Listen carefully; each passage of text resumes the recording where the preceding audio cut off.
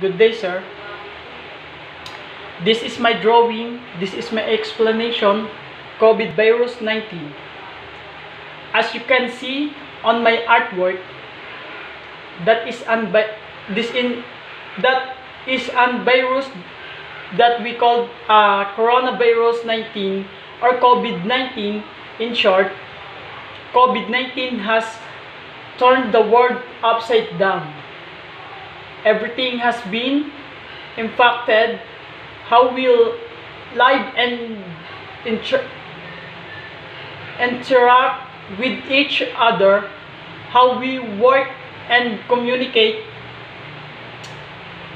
how we move around and travel. Every aspect of our lives has been affected. Decisions made now and in the coming months will be some of the most important made in generations.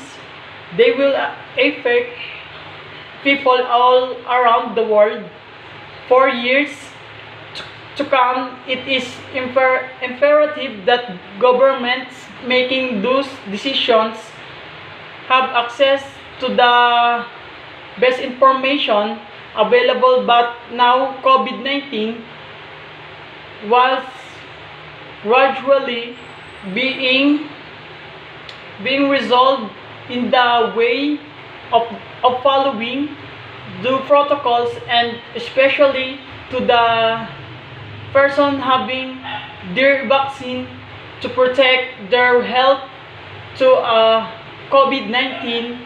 So that is my very brief explanation about on my artwork. Thank you po.